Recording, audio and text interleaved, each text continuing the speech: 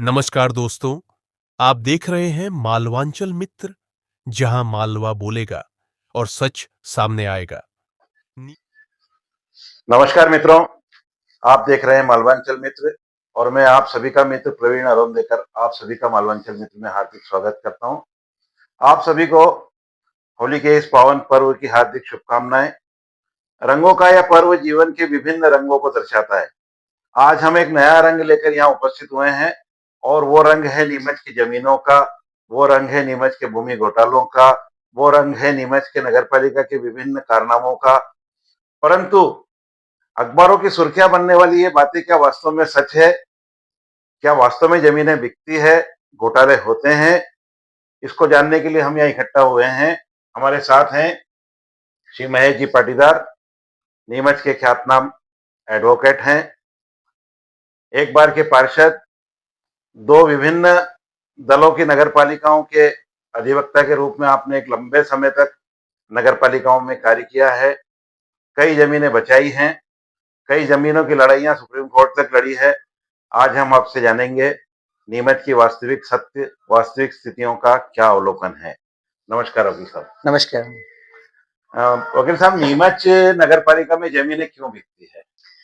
मालवा अंचल मित्र और आपका बहुत धन्यवाद कि आपने नीमच शहर के एक बहुमूल्य जमीनों को लेकर और नगर पालिका को लेकर आपने चर्चा को किया है। मैं आपका धन्यवाद अदा करता हूँ।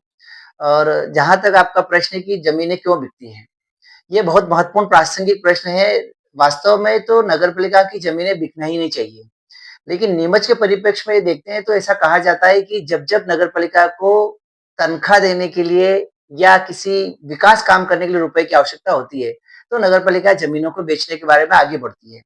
कभी-कभी ऐसा भी होता है कि कोई जमीन उपयोगी नहीं है, एक बड़ी योजना बनाना है, विकास काम के लिए रुपए इकट्ठा करना है, तो ज़मीनें बिकती है। ये एक सामान्य एक परंपरा के रूप में माना गया है। लेकिन पूरे मध्य प्रदेश में हम ये कह सकते हैं कि हमारे नीमच का सौभाग्य है कि हमारे यहाँ सबसे ज़्यादा प्रॉपर्टी है और ज़्यादा बंगले, बगीचे और खेत और ज़मीन है। और वकील साहब, ये सब चीजें सुनते सुनते जो आम नागरिक जो अपना जीवन 500 square feet, 600 square feet, 800 square feet में निकाल देता है और वो जब अखबारों के पन्नों में देखता है कि नेताओं ने ये जमीनें बेच दी, नेताओं ने वो जमीनें बेच दी, ये घोटाला हो गया, वो घोटाला हो गया, तो उसके जीवन पे जो बीतती है, कानूनी पहलू में क्या हम मालवांचल मित्र के माध्यम से ये बताने में सक्षम होंगे कि ये उनके हितों में है या नहीं है? देखिए, ये अखबार की जो सुर्खियाँ होती है, वो राजनीतिक दलों के द्वारा एक नैरेटिव बनाया जाता है। कभी पॉजिटिव भी बनाया जाता है, कभी नेगेटिव बनाया जाता है और कभी-कभी कुछ मुद्दे ऐसे होते हैं जिसकी वजह से इश्यूज़ डेवलप होते हैं। लेकिन सामान्यतः जो नगर पालिका है, उसके अपने कानून और अपने नियम हैं। उन नियमों के तहत ही ज़मीनों की खरीदी और बिक्री होती है। जब भी इनके खिलाफ कोई आवंटन हुआ है, तो विवाद बनता है और उसी की वजह से अखबार की सुर्खियाँ बनती है। लेकिन जो लोगों का टेस्ट है, वो टेस्ट है कि उनको ज़ीरो टॉलरेंस चाहिए। वो चाहते हैं कि ज़मीनों की खरीद-बिक्री ना हो, यदि हो तो बिल्कुल एकदम पारदर्शिता से हो। इस वजह से लोग थोड़ा-सा चिंता में आ जाते हैं। वकील साहब, एक बड़ा घोटाला नीमच में है 34 और 36 का। जी, कॉलोनी बन गई, बहुत बड़े तादाद में प्लाट बिक गए। जी। उसका एक प्रकार भी होता है कि कभी-कभी कॉलोनियाँ नगर पालिका बनाती है, कभी-कभी किसी समिति के माध्यम से भी ये सब काम होता है। जी। 34-36 में क्या हुआ है? देखिए, नगर पालिका को कॉलोनी डेवलप करना है, लेकिन उस समय एक राजस्व कर्मचारी सोसाइटी थी। उन्होंने नगर पालिका को अप्रोच किया कि हमारे 281 मेंबर हैं, हमारे 281 मेंबर को हम ज़मीन आवंटित करना चाहते हैं, हमको रियायती दर पर आप प्लाट दे दीजिए। तो नगर पालिका ने उनको 34-36 की जो स्कीम है, उसमें प्लाट आवंटित करने के लिए दिए। लेकिन उसमें घोटाला वहाँ से शुरू हुआ कि उन सदस्यों के बजाय अन्य लोगों को प्लाट दे दिए गए। उसमें विवाद तब मचा कि जब जो स्लम एरिया के प्लाट थे, वो प्लाट ना बिकना थे, लेकिन उसके बाद भी वो बिक गए। जो कमर्शियल प्लाट नहीं बिकना थे, वो प्लाट भी बिक गए। जो पार्किंग की जगह थी, वो भी प्लाटों के रूप में जुड़ गई। और तो और उसमें ऐसा हुआ कि जो एलआईजी के लिए परिषद का कोई प्रस्ताव नहीं था, वो भी हो गए। लेकिन 250 सदस्यों के बजाय लगभग 431 से ज्यादा रजिस्ट्रियां हो गई। और उसमें सबसे बड़ी बात ये हुई कि इसके लिए कोई प्रस्ताव, ठहराव, आवेदन वगैरह कुछ भी नहीं थे। जो नगर पालिका की जो अलग-अलग समय पर जो जाँच रिकॉर्ड सामने आया है, उसके अनुसार तो केवल ऐसा हुआ कि कर्मचारी गया, उसने रजिस्ट्री करा दी और काम इतिश्री हो गया और इसकी वजह से विवाद बना हुआ है। वकील साहब, ये काम एक दल का है या पूरा दलदल ही है?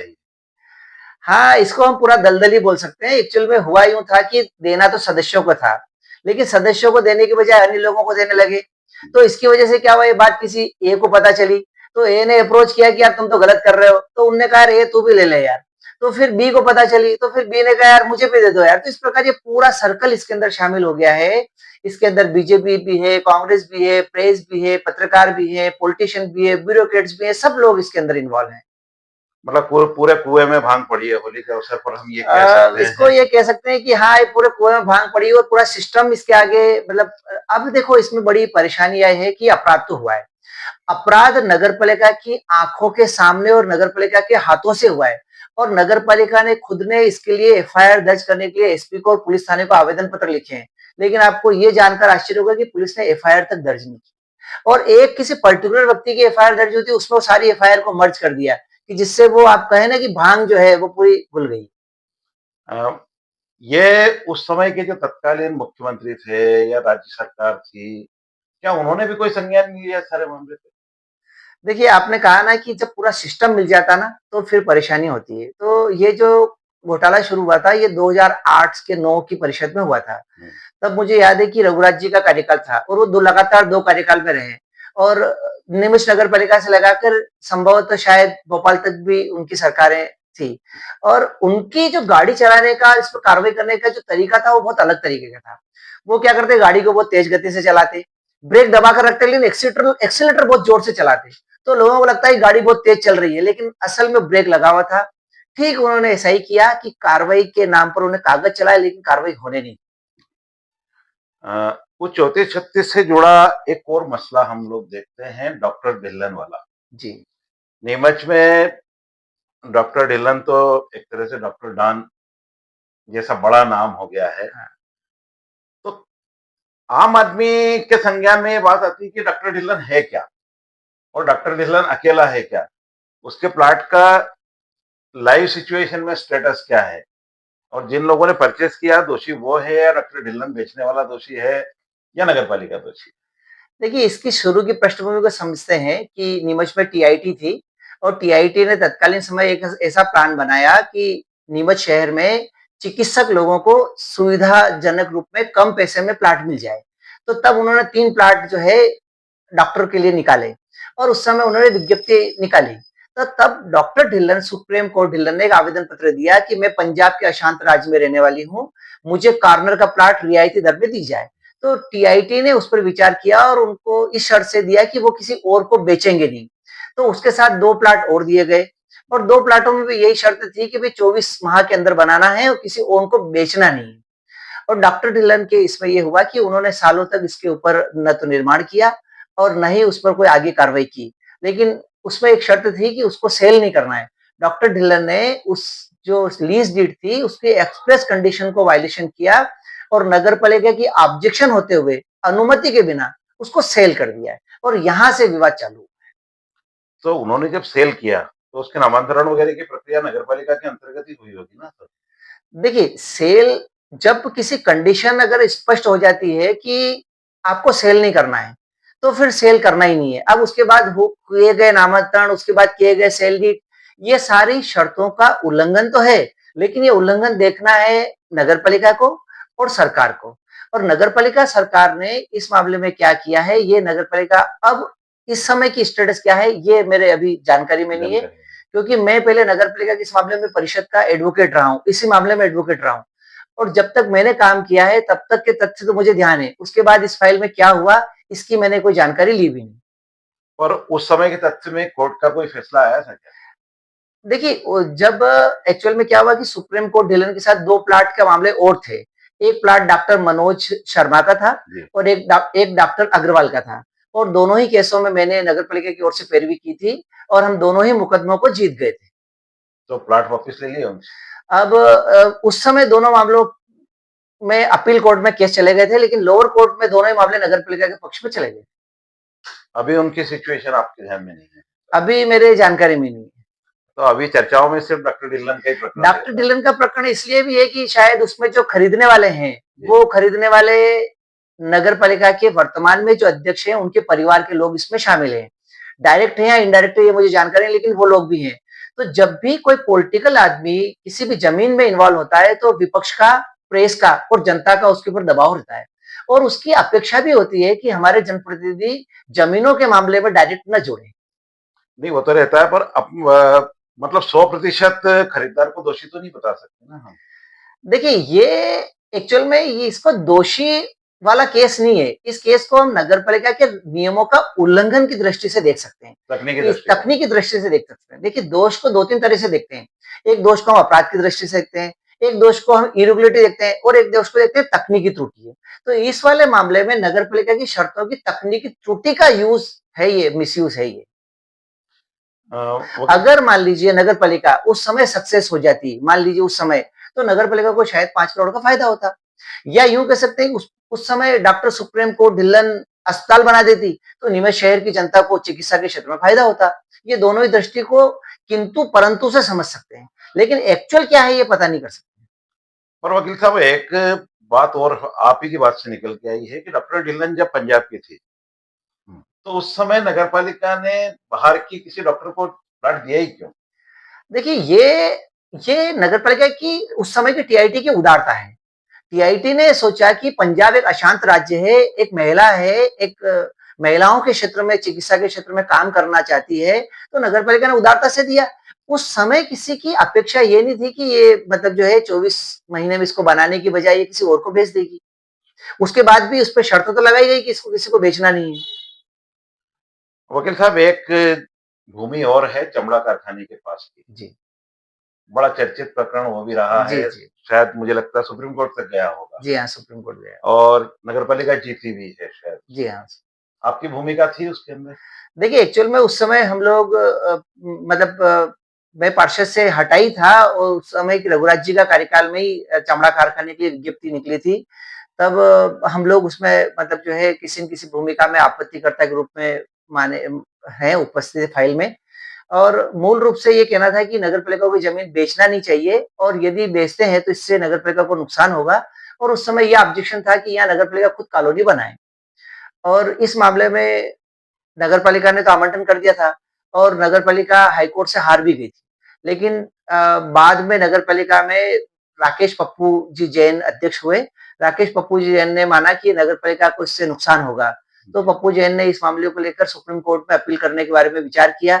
तब लीगल साइड में हम लोग भी थे। तो ये विचार हुआ कि इस मामले को सुप्रीम कोर्ट में चुनौती देना चाहिए। ज़्यादा से ज़्यादा नुकसान तो कुछ होने वाला नहीं और फायदा हुआ तो नगर पालिका को बहुत बड़ा फायदा होने वाला है। और ये एक बहुत अच्छा नगर पालिका के रहा कि नगर पालिका उस केस को जीत गई और सुप्रीम कोर्ट से जीतना एक बहुत बड़ा बड़ा क्वेश्चन था ये।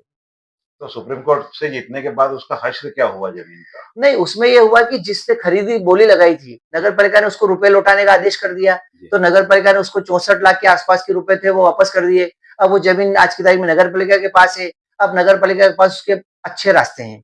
एक रास्ता तो नगर पालिका खुद कॉलोनी बनाए और लोगों को बाँटे। एक रास्ता नगर पालिका ये कि छोटे-छोटे प्लाट बनाए और नीमच की जनता को बाँटे।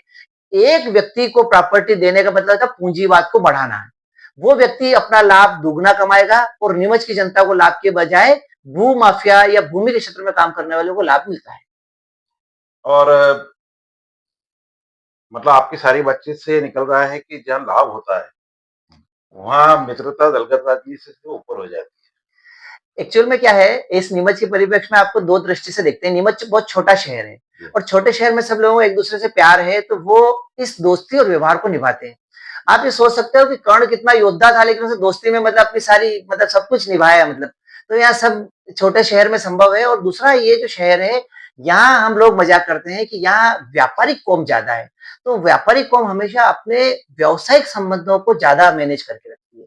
यहाँ बिहार जैसा या यूपी जैसा नहीं है कि यहाँ पर मतलब जो है अपने ईगो के लिए मतलब बात का बतंगड़ बना दें। नहीं, ये सब होने के बाद भी ईगो तो अड़े आए ही होंगे निश्चित तौर पे अपने-अपने, वो केवल क्योंकि अखबार की सुर्खियों तक। अच्छा, अखबार के सुर्खियों अखबार की सुर्खियों से ज़्यादा कुछ नहीं है। आप इससे ज़्यादा कभी आप किसी केस में नहीं देखोगे। ज़्यादा से ज़्यादा आप ये देखोगे कि सुबह अखबार में खबर आई है और ये देखोगे एक आदमी ने शिकायत कर दी है और शिकायत की वजह से उस अफ़सर ने अपना काम कर लिया है, बस। इससे ज्यादा आप कुछ नहीं पाओगे। वकील साहब, अपन वातावरण को थोड़ा सा लाइट करते हैं। जी। एक नगरपालिका के कर्मचारियों की भूमिका भी मैं बहुत संदेहास्पद देखता हूँ। जी। एक तो क्या होता है कि जो 25-25 साल, 30-30 साल से निवेश में बैठे हैं, जी। वो भी कहीं न कहीं इसमें इतने रच बस गए हैं कि वो भी खेल करते हैं। मतलब जैसे नगरपालिका की फाइलें निकाल लेना, हाँ। फाइलें घर चले जाना, हाँ। फिर फाइलें नेताओं के घर चले जाना। तो क्या ये कानूनी रूप से सही है क्या? देखो, ये सब कुछ सत्ता के संरक्षण में होता है और सत्ता की वजह से होता है। किसी कर्मचारी की ऐसी हैसियत नहीं कि किसी प्लाट के आवंटन में वो शामिल हो जाए। किसी की ये अधिकार नहीं कि वो घर फाइल लेकर चला जाए या फाइल गुमा दे। फाइल गुमना किसको बोलते हैं? फाइल गुमना आजन्म कारावास की सजा है। लेकिन नगर पालिका के किसी अधिकारी के खिलाफ किसी ने केस ताकत से दर्ज नहीं कराया और दर्ज कराने के बाद उस पर कार्रवाई नहीं की। तो जब एक व्यक्ति ने ऐसा किया तो दूसरे ने भी किया, दूसरे ने किया तो तीसरे ने भी किया और ये परंपराएं लगातार चालू है और ये सब केवल सत्ता के संरक्षण में हुआ है और होता है। एक चर्चित प्रकरण और है, जी। मेवाड़ हॉस्पिटल वाला बंगला। जी। नीमच के बाहर के लोग यदि ये सारी बातें सुनेंगे तो उनको बड़ा आश्चर्य लगेगा कि नीमच नगर पालिका है क्या? जी। मतलब डिल्लन प्रकरण 34-36 और अब ये जी। मतलब मेवाड़ हॉस्पिटल वाला बंगला, इसके बारे में एक्चुअल आपको में क्या संज्ञान है? हुआ कि नीमच में पहले टाल जो थी वो माणा टाइल्स के आसपास थी और तब वहां पर आग लग गई थी।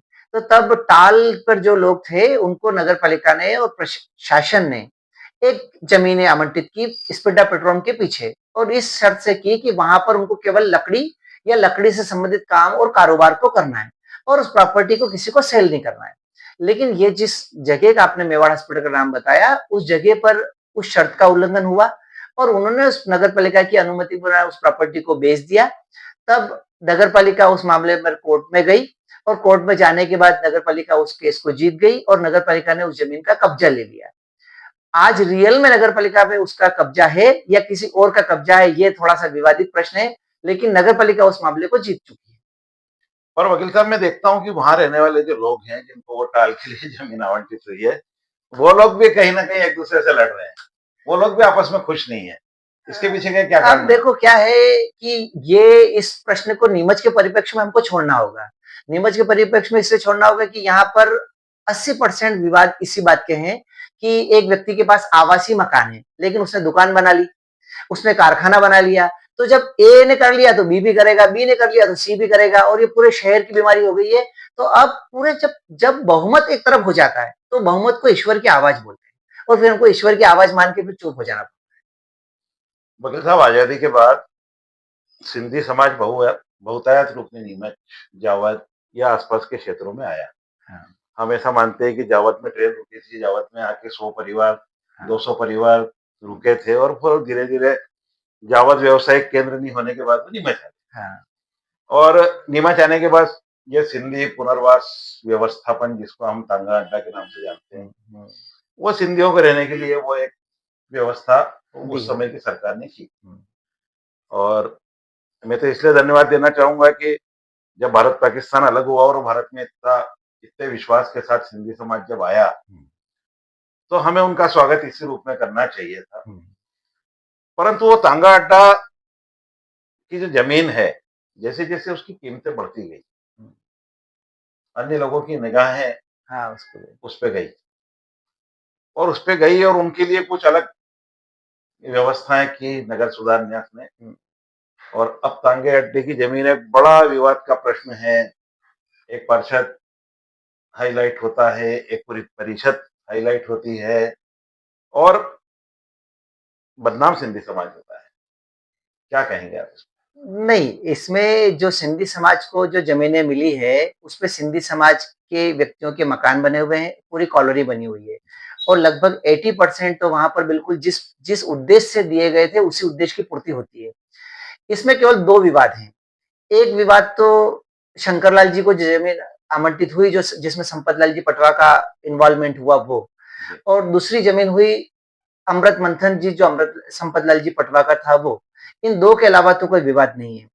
और जहाँ तक आपने बताया कि पार्षद का इन्वॉल्वमेंट आता है, ये केवल अखबार की खबरें होती है, अखबार की सुर्खियाँ होती है। कोर्ट में जब मामले गए हैं, तब तक अभी तक नगर पालिका के खिलाफ या उन व्यक्ति के खिलाफ कोई वर्डिक्ट कोर्ट से नहीं आया है। और इस पर हम लंबा डिस्कशन इसलिए भी नहीं जा सकते हैं कि इस संबंध में हाई कोर्ट में भी मामला चल रहा है और लोअर कोर्ट में भी मामला चल रहा है। लेकिन सामान्यतः इस समय हम ये पाते हैं कि ऐसी कोई वर्डिक्ट नहीं है जिसमें यह माना गया है कि इलीगलिटी हो गई। नहीं, और वो पार्षद जो हैं, वो सुर्खियों में तो रहते हैं देखिए हमेशा। ये देखो क्या है कि अब सपोज मानो कि एक जमीन है, वो मेरे परिवार का कोई आदमी ले ले, तो आरोप लगाने के लिए, अखबार की खबर देने के लिए मुझ पे तो आरोप लगा ही जा सकते हैं ना, इसका कोई रोक नहीं है।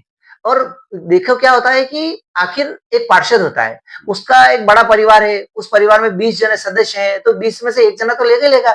लेकिन बात यह है कि यदि इस नगर पालिका के पद का दुरुपयोग करके ली हुई हो, तो हमको जरूर आपत्ति करना चाहिए, लगाना चाहिए। लेकिन यदि किसी व्यक्ति ने बाजार के भाव से ली हुई हो या बाजार के किसी थर्ड पर्सन व्यक्ति से ली हुई हो, तो ये मामला अलग हो जाता नहीं, एक विषय और था कि ये तांगे अड्डे की जमीन के बदले में नगर सुधार न्यास ने वहां मकान दिए थे, है। जी, जो उस समय की तथा वो जो कॉलोनी बनी थी पीआईटी द्वारा, जी। तो उसमें भी ये विवाद थे कि लगभग 100 सवा 100 मकान आवंटित करने थे और उन्होंने काफी बड़ी मात्रा में उसकी मांग की। वो आपके संज्ञान में है क्या? वो वो टीआईटी का जो जो टीआईटी के जो मकान बने हैं, उसके अंदर इसके अंदर आवंटन का मामला था। लेकिन ये जो प्रश्न है, ये सारे प्रश्न अप्रासंगिक हो गए हैं। ये एक्चुअल में 84 और 19 के समय के मामले हैं। अब लोग स्थापित हो गए हैं, लोगों ने निवास कर लिया है, लोगों के मकान बन चुके हैं, उनके पास जैसे सिंधी कॉलोनी की आपने बातचीत की, आज तक उनको एक बेहतर सेल डीड बनाकर नहीं दी गई, उनको बेहतर पट्टा नहीं दिया गया है। तो ये प्रश्न अब ठहर कर, रुक कर इसको लीगल करना चाहिए। जो लोग जनप्रतिनिधि हैं, उनको रोज-रोज उठकर उठावने में जाने के बजाय, मन्नत में जाने के बजाय, पगड़ी में जाने के बजाय ऑफिस में बैठकर काम करना चाहिए और जो-जो विवादित स्थान है, चाहे हुडको कॉलोनी का हो, चाहे सिंधी कॉलोनी का हो, इन फाइलों को उनको क्लोज कर देना चाहिए। नहीं, वकील साहब, एक बात और है कि जो अभी के जनप्रतिनिधि की मैं उम्र देख रहा हूँ, तो इसमें से आधे से ज़्यादा तो मुझे लगता है कि प्रकरण ऐसे हैं जो उनके जन्म के समय से भी पूर्व के हैं। तो और उनको समझना इतने कॉम्प्लिकेटेड हो गए हैं कि उनको समझना ही उनके लिए नहीं, संभव नहीं है। इसमें उम्र और योग्यता इसमें बाधा नहीं है। इसमें आपका जुनून बाधा है। आप कितना इसमें इन्वॉल्वमेंट होना चाहते हैं। यदि एक हाईकोर्ट का एक जज है और वो सुबह 4 बजे उठकर फाइल पढ़कर रोज 4 बजे काम करता है और तब 11 बजे ऑफिस आता है, तो ऐसे ही काम यदि हमने जवाबदारी ली है और शहर की जवाबदारी ली है, तो फिर आप दूसरे कामों में इन्वॉल्व हो जाएं। जो हमारे मूल काम है, आप उसको छोड़ के वैकल्पिक कामों को करते हैं, तो फिर दिक्कत है।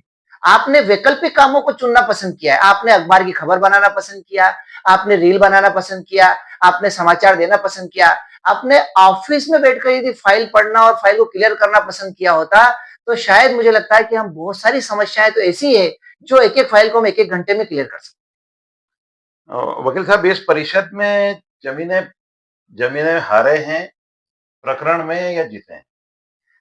अभी देखिए के भी संज्ञान में तो होंगे आपके। नहीं, देखिए इस परिषद में के कार्यकाल के 2 पार्ट कर लेते हैं। लगभग शायद 3 साल हो गए हैं जी, और 3 साल में पिछले 1.5 सालों में तो नगर पालिका का कोई भी जमीन खरीदी-बिक्री का मामला अखबार की सुर्खियां नहीं बना है। जी, शुरू में जो शुरुआत का जो 1 डेढ़ साल था, उस 1 डेढ़ सालों में जैसे कनावटी रोड में 2-3 प्लाट का जो आवंटन हुआ है, उसको लेकर थोड़ा-सा क्वेश्चन है जी। कि एक प्लाट सपोज मानो कि पहले 1 करोड़ रुपए में बिका है और वही प्लाट का रुपया जमा नहीं हो पाया और फिर उसी प्लाट को वापस सेकंड बार ऑक्शन लिया है तो वो 50 लाख में ही बिका है।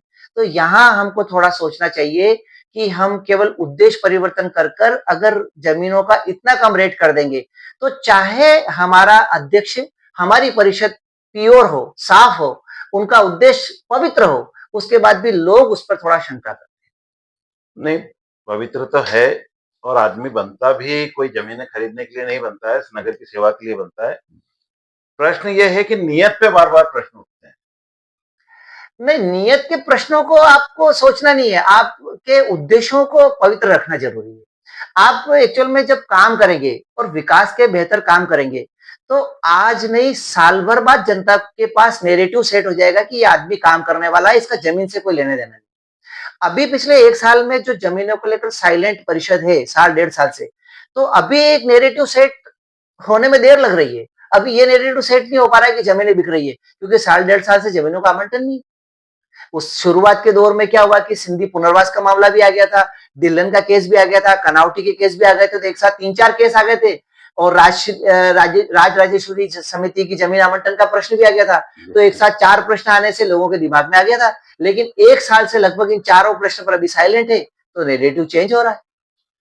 ये एक जीवंत प्रश्न और है, नीमच का बंगला बगीचा। जी, और अभी आपने जब राजराजेश्वरी की बात करी तो वो बगीचे की जमीन ही है जी, और बगीचे की जमीनों को भी कई जगह जीत चुके हैं। जैसे एक अभी वर्तमान परिषद का स्टेडियम का निर्माण हो रहा है, जी, शायद वो जमीन आपके कार्यकाल में ही जीते थे वो जी, जी कोर्ट से, हाँ, 12 नंबर 12 नंबर 12 की। नंबर हाँ, और इस परिषद को उसका सौभाग्य मिला कि वो एक स्टेडियम के रूप में बनाया। नगर को एक सौगात देने वाले जी, हैं। तो मैं इस परिषद को भी बहुत बहुत धन्यवाद दूंगा कि हाँ, उन्होंने अच्छी जमीन हाँ, पे अच्छा कार्य करने का निर्णय लिया। हाँ, और आप लोगों के लिए भी धन्यवाद का विषय है कि आप हाँ। इतने संघर्ष के बाद उस जमीन को जीतने में नहीं, कामयाब हो गए। इसमें जो सबसे बड़ा श्रेय जाता है वो राकेश पप्पू जैन को जाता है। जी, एक्चुअल में उस ज़मीन पर बरसों से कुछ लोग काबिज़ थे जी, और जनता के विरोध में जाकर परिषद के हित में काम करना एक बड़ा काम होता है। मतलब सामान्यतः लोग कर नहीं पाते हैं। अभी तक जो आरोप लगे हैं, उसका एक रीज़न यही हुआ है कि जनता के खिलाफ जाकर परिषद के लिए काम नहीं किया था। लेकिन राकेश पप्पू जैन ने बगीचा नंबर 12 के बारे में काम किया और इसी की वजह से इतनी बहुमूल्य ज़मीन नगर पालिका को मिल पाई। ये मेडिकल कॉलेज वाली जमीन भी आप ही के समय हाँ, हुई नगर थी? पालिका की ज़मीन का केस भी हम लोग ही लड़े थे और वो लगभग 125 बीघा ज़मीन थी। वो भी राकेश पप्पू जैन और वो उसका केस हमने नीता दुआ के समय लगा दिया। नहीं कर हुआ। उसमें नीता हरीश दुआ की एक अच्छी भूमिका थी और उन लोगों ने उसकी जीवटता दिखाई। उन्होंने कोशिश की कि ये ज़मीन हमको मिल जाए। एक अच्छी कोशिश ये हुई थी कि वहाँ एक बहुत बेहतर हम कॉलोनी बनाएँ, ऐसी कॉलोनी बनाएँ जिसे पिंक सिटी के रूप में हम जयपुर जैसा शहर बनाएँ और हमने वहाँ पर एक कॉलोनी का प्लान भी डेवलप किया था। लेकिन परिषद बदल गई तो उन्होंने उसको प्रधानमंत्री आवास के लिए दे दिया, तो प्रधानमंत्री आवास में चले गए। वो भी लोगों के लिए एक उपयोगी है। हाँ, वकील साहब, एक ये मसला है होटल सरोवर का, जी, काफी चर्चाओं में है। हाँ, 2 बड़े-बड़े लोग उसके अंदर अभी एक दूसरे से हाँ, काफी विवादों में भी चल रहा है, जी, चर्चाओं में भी है। जी। क्या परिषद से ये सब जुड़ा हुआ मसला है या कानून से जुड़ा हुआ मसला है या पूरा ही अनलीगल? नहीं, ये परिषद से भी जुड़ा हुआ है और कानून से जुड़ा हुआ भी है। देखो, इस मामले का बेसिक ये है कि सामान्यतः जो सरोवर होटल है, वो लीज़ पर तो दी हुई है और लीज़ पर दी हुई है और 3 साल के लिए लीज़ पर दी हुई है और हर 3-3 साल से रिन्यूअल हो रही है। तो अब क्या हुआ कि रिन्यूअल करने के लिए एक व्यक्ति ने मान लो म्युनिसिपैलिटी से कहा कि भई मेरा आप रिन्यूअल कर दीजिए 30 साल के लिए। तो वो काम सीएमओ के अधिकार क्षेत्र में नहीं था। तो इसमें मात्र एक तकनीकी त्रुटि है कि धारा 17 के अनुसार वह मामला परिषद में जाना चाहिए था और परिषद की बजाय उसको सीएमओ ने कर दिया है। और इसको हम तकनीकी और कानूनी त्रुटि बोल सकते हैं कि जो काम सीएमओ को नहीं करना था, जो काम परिषद को करना था, वो काम सीएमओ ने कर दिया है। लेकिन इसको घोटाला, नहीं, इसको अपराध की दृष्टि से हम नहीं देख सकते। वकील साहब, अपराध तो नहीं कह सकते हैं, हुँ, पर कभी-कभी क्या होता है कि वो शायद सीएम ने बैंक में काम नहीं किया होगा, अंक नहीं पढ़े होंगे। हुँ। 3 के आगे शून्य लगाने की जगह पीछे लगा दिया, ऐसा कुछ आगे पीछे का मैटर भी हुआ है क्या? नहीं, देखो 3 का 30 कैसे हो देखो गया? किसी का उद्देश्य पवित्र है या इंटेंशन उसका बैड इंटेंशन है, जी, ये बात तो फाइलों को देखने से पता चलेगा। सामान्यतः जो बोलचाल की भाषा में कि एक आदमी के पास 3-3 साल की लीज है, तो रिन्यूअल तो होना ही है। रिन्यूअल 3 साल की बजाय 30 साल की हो गई है। जो काम सीएमओ परिषद को करना था, वो सीएमओ ने कर दिया है। तो ये एक तकनीकी त्रुटि है। इस तकनीकी त्रुटि को म्युनिसिपैलिटी को सुधार करना चाहिए। नहीं, पर ये बड़ी सामान्य त्रुटि है क्या मतलब? अब सामान्य त्रुटि है या इसको आपराधिक चरित्र के रूप में किया गया है, इसके लिए फाइल को देखना पड़ेगा और इसके लिए ये देखना पड़ेगा कि इसका इंटेंशन क्या था। देखो, नगर पालिका की जमीनों की अमानत में खमानत तो नहीं हुई है। ऐसा तो नहीं हुआ कि एक अपात्र व्यक्ति को जमीन उठाकर दे दी है। जमीन का कब्जा तो उसी आदमी के पास था, लगातार समय से चला ही आ रहा है। जिस उद्देश्य से था उसी उद्देश्य पे चला आ रहा है। तो इसमें हुआ तो क्या था, केवल परिषद में रखना था। परिषद में रखने के बजाय उसने खुद ने कर लिया है और ऐसे केस तो आप एक नहीं हजारों केस निकाल दें। नीमच में काफ़ी प्रकरण नीमच में तो अप्रासंगिक है। अप्रासंगिक। हुँ, पर अब जब विधानसभा में ये मैटर उठा है, तो विधानसभा में मैटर उठने के बाद अब क्या स्टेटस मानते हैं देखिए, आप? विधानसभा में तो प्रश्न उठाया, ये बहुत अच्छी बात है कि नीमच शहर के क्वेश्चन विधायक जी ने उठाए हैं और उठाना भी चाहिए। और निश्चित ही इसमें आपराधिक उद्देश्य हो, तकनीकी त्रुटि हो और नगर पालिका की फाइलों को देखने के बाद इसको कहा जा सकता है। अभी तो हमने तो केवल आपके पॉडकास्ट को सुनने के बाद और लोगों को सुनने के बाद ही इस बात पर उत्तर दिया है। लेकिन मैं ये कहना चाहता हूँ कि इससे पहले भी विधायक जी ने और भी प्रश्न उठाए थे। कालिदास शिक्षण समिति का प्रश्न भी उठाया था, लेकिन उसपे कुछ नहीं हुआ।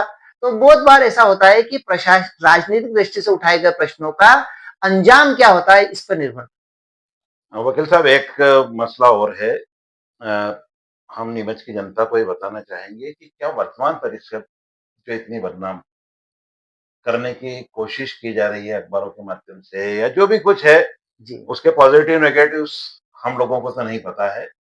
पर क्या आपको लगता है कि इसमें किसी जमीन का घोटाला बड़ा हुआ है इस परिषद में?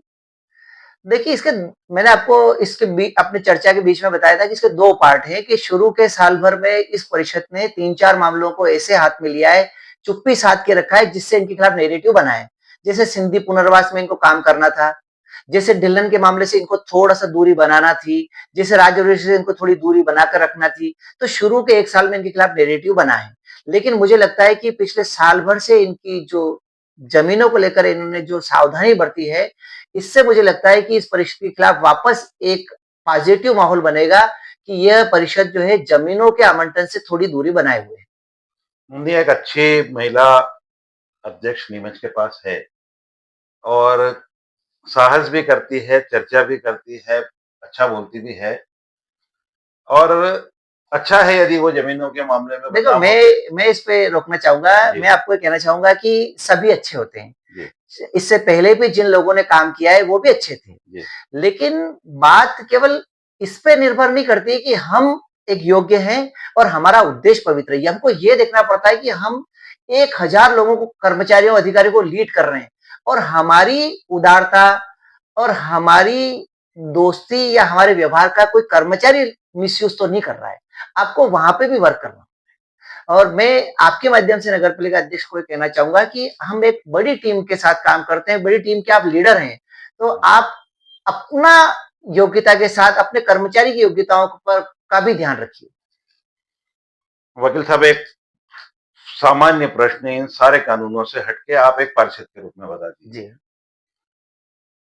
कि चुनाव हुआ निर्वाचित अध्यक्ष या पार्षदों द्वारा निर्वाचित अध्यक्ष, स्वतंत्र रूप से कौन अच्छा काम करता है?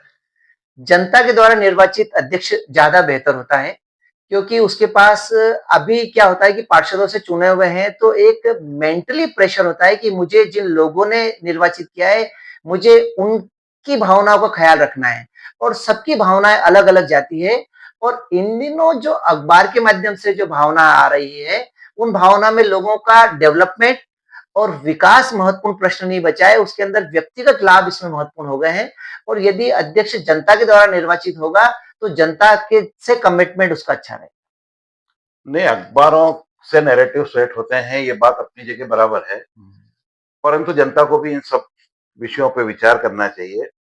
आज हमने श्री महेश जी पाटीदार के साथ एक बहुत अच्छी रोचक चर्चा की और इस रोचक चर्चा के नतीजे जो भी होंगे, मैं आप सभी से मांग करूंगा, अपील भी करूंगा कि कोई भी निर्णय कभी भी किसी के भी बारे में, निर्वाचित सदस्य के बारे में, कर्मचारी के बारे में सोचते समय उसके कानूनी पहलुओं पे और सभी पहलुओं पे ध्यान देना चाहिए।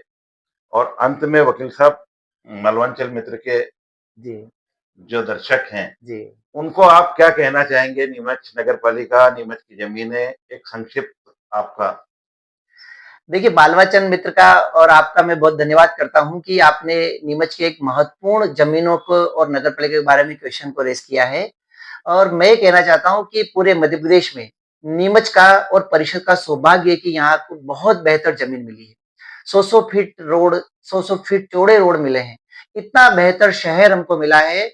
हमारी सबकी ये पुनीत जवाबदारी है कि हम नीमच के बंगला की, बगीचे की और खेतों की ज़मीनों की रक्षा करें और जो नीमच शहर की बेहतर डेवलपमेंट है, उस बेहतर डेवलपमेंट में अपना योगदान दें।